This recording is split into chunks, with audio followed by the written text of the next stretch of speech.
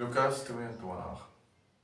Die fees van die ongesuurde brood, wat Pasga genoem word, was naby. Die priesterhoofde en die skrifgeleerders wou Jesus uit die weg ruim, maar omdat hulle bang was vir die volk, het hulle nog gesoek na 'n manier om dit te doen. Die Satan het in Judas, wat Iskariot genoem is, en een van die 12 was, ingevaar.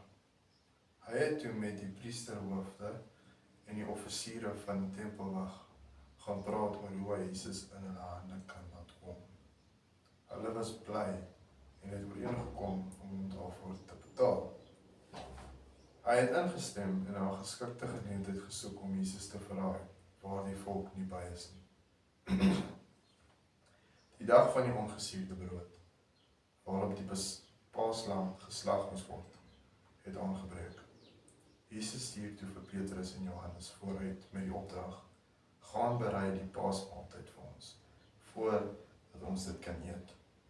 Hulle vra hom: waar wil u hê moet ons dit voorberei? Toe antwoord hy hulle: kyk, net soos julle die stad ingaan, sal 'n man wat 'n kruik water dra, julle ontmoet. Gaan saam met hom tot in die huis waar hy ingaan en sê vir die eienaar van die huis: ons leermeester vra u, waar is die kamer waar ek met my disippels die paasmaaltyd kan eet? En hy sal julle 'n groot bevoortrek wys, wat klaar daarvoor ingerig is. Daar moet julle dit voorberei. Julle het gegaan en dit gekry, net soos Jesus vir julle gesê het, en die paasmaaltyd voorberei. Toe dit tyd was, het Jesus aan tafel gegaan en die apostels saam met hom. Hy sê toe vir hulle: ek het baie daarna uitgesien om hierdie paasmaaltyd saam met julle te eet voordat ek ly. Ek sê vir julle, ek sal dit nie weer eet voordat dit in die koninkryk van God sy volle betekenis gekry het nie. Daarna neem hy 'n beker, spreek die dankgebed uit en sê: neem dit en gee dit vir mekaar aan.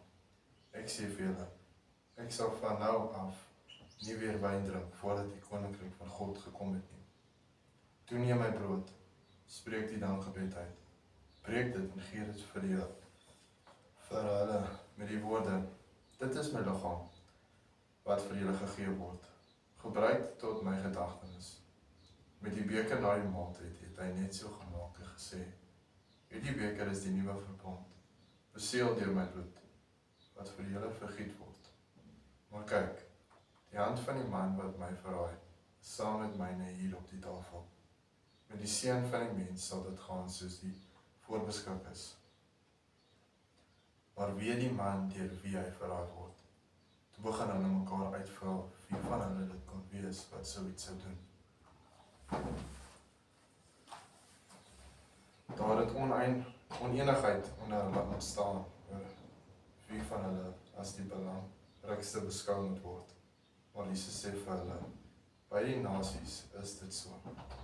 Konings speel oor hulle baas, en die wat gesag afdra, laat hulle self weldoenaars noem. Maar by julle moet dit nie so wees nie. Inteendeel, die belangrikste onder julle moet soos die geringste wees, en die een wat die leier is, soos die een wat dien. Wie is die belangrikste? Die een wat aan tafel is, of die een wat bedien? Tog hy wat aan tafel is, nie waar nie? Maar ek is in julle kring soos die een wat dien.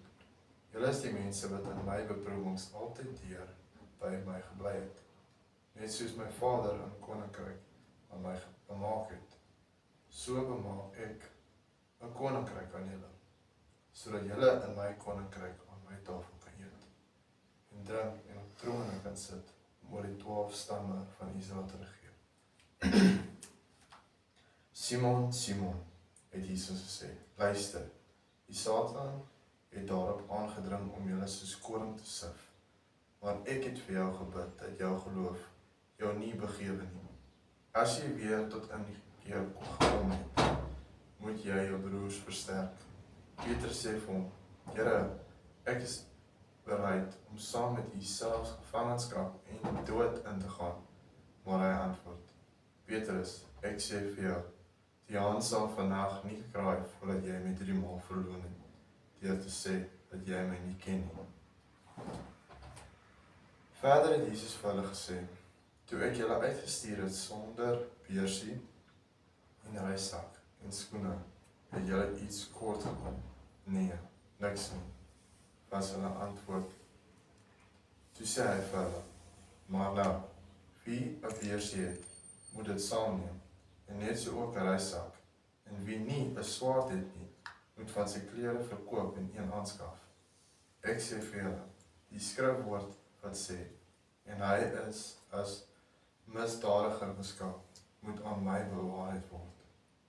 Want wat op my betrekking het, gaan nou in vervulling. Hulle sê toe, Here, kyk hier is 2 swaarde, ons laat dit naby, daarby, antwoord hy hulle. Jesus het die stad verlaat en volgens gewoonte Olyfberg toe gegaan en sy disippels het hom gevolg. Toe hy op die plek aankom, sê hy vir hulle, bid dat julle nie in versoeking kom nie. Hy het hom toe van hulle afgesonder, omtrent so ver as 'n mens met 'n klip kan gooi. Daar het hy gekniel en gebid.